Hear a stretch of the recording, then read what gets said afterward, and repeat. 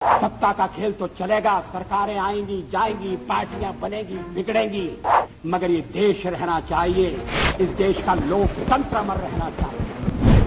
अटल जी एक महामानव थे और पूरा जीवन राष्ट्र को समर्पित। हिंदी को बढ़ावा दिया, राष्ट्र के संस्कृति को बढ़ावा दिया। अजय राजनेता भी थे जिनका कोई आलोचक नहीं था। हमारे देश को आजाद हुए 76 साल हो गए, लेकिन कई चीजों में हमको अभी आजादी नहीं मिली, जैसे कि सरकारी दफ्तरों में दुश्वारियां, परेशानियां, बदइंतजामियां। हमने आजादी की जंग इसलिए लड़ी थी ताकि हमारी आने वाली पीढ़ियों की जिंदगी आसान हो सके, ना कि इसलिए कि वो जगह जगह पर सरकारी दफ्तरों में धक्के खाएं, परेशानियों का सामना करना पड़े। शहीद आजम सरदार भगत सिंह जी के सपनों को साकार करने के लिए पंजाब सरकार ने फैसला किया है कि पंजाब के लोगों को अब सरकारी दफ्तरों के चक्कर नहीं लगाने पड़ेंगे, बल्कि सरकारी दफ्तर खुद चल के लोगों के घर पर आए। अब सरकारी दफ्तरों के चक्कर काटने की जरूरत नहीं, बस डायल करें 1076 और सरकारी सुविधाएं अपने घर पर ही पाएं। पंजाब की भगवंत मान सरकार आपके द्वार।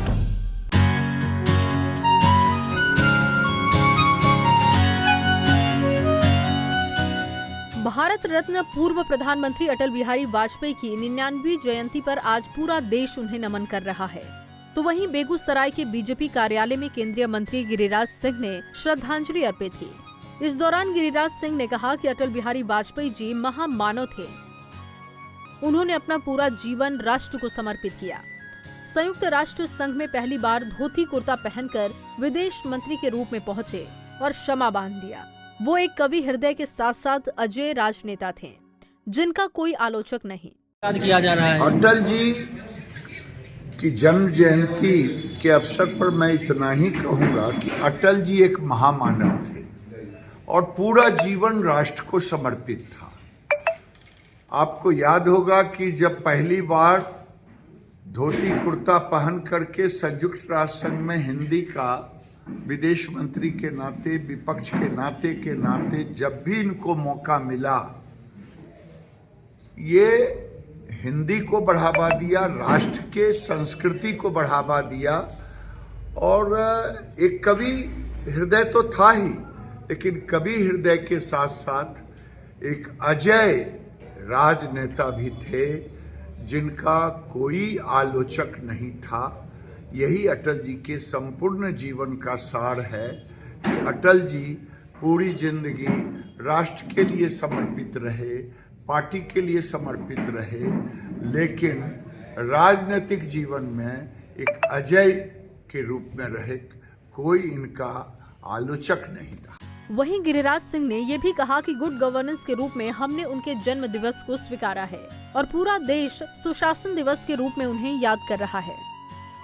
सुशासन के रूप में हमने मनाया है सरकार ने, क्योंकि अटल जी एक शुचिता के बहुत बड़े उपासक थे। उसके तो अनुशासन के रूप में ई गवर्नेंस जो है, इसको हमने अटल जी के जन्मदिन के रूप में 25 को हमने इसे स्वीकारा है और पूरे देश में हम इसे सुशासन दिवस के रूप में ही मनाने का काम करते हैं। अटल बिहारी वाजपेयी ने निस्वार्थ भाव से देश और समाज की सेवा की और भाजपा की स्थापना के माध्यम से देश में राष्ट्रवादी राजनीति को नई दिशा दी।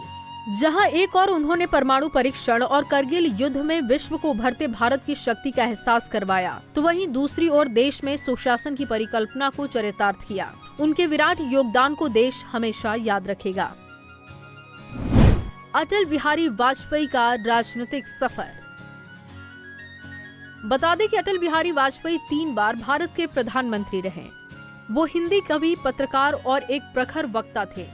भारतीय जनसंघ के संस्थापकों में एक थे और 1968 से लेकर 1973 तक उसके अध्यक्ष भी रहे।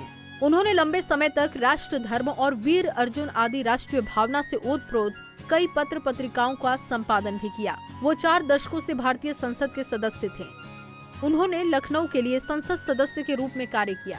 2009 तक उत्तर प्रदेश में जब स्वास्थ्य संबंधी चिंताओं की वजह से सक्रिय राजनीति से सेवानिवृत्त हुए, अपना जीवन राष्ट्रीय स्वयंसेवक संघ के प्रचारक के रूप में आजीवन अविवाहित रहने का संकल्प लेकर प्रारंभ करने वाले वाजपेयी राष्ट्रीय जनतांत्रिक गठबंधन सरकार के पहले प्रधानमंत्री थे, जिन्होंने गैर कांग्रेसी प्रधानमंत्री पद के 5 वर्ष बिना किसी समस्या के पूरे किए।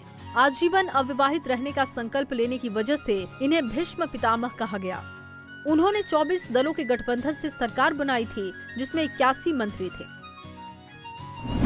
अटल बिहारी वाजपेयी की कविताएं। अटल बिहारी वाजपेयी राजनीतिज्ञ होने के साथ साथ एक कवि भी थे। मेरी 51 कविताएं अटल जी की प्रसिद्ध काव्य संग्रह है। उनके पिता कृष्ण बिहारी वाजपेयी ग्वालियर रियासत में अपने समय के जाने माने कवि थे। वो ब्रज भाषा और खड़ी बोली में काव्य रचना करते थे। पारिवारिक वातावरण साहित्यिक और काव्यमय होने की वजह से उनकी रगों में काव्य रक्त रस अनवरत घूमता रहा। उनकी पहली कविता ताजमहल थी। इसमें श्रृंगार रस के प्रेम प्रसून चढ़ाकर एक शहंशाह ने बनवा के हंसी ताजमहल, हम गरीबों की मोहब्बत का उड़ाया है मजाक की तरह उनका भी ध्यान ताजमहल के कारीगरों के शोषण पर ही गया। वास्तव में कोई भी कवि हृदय कभी कविता से वंचित नहीं रह सकता। पंजाब केसरी टीवी के लिए बेगूसराय से संतोष प्रसाद की रिपोर्ट।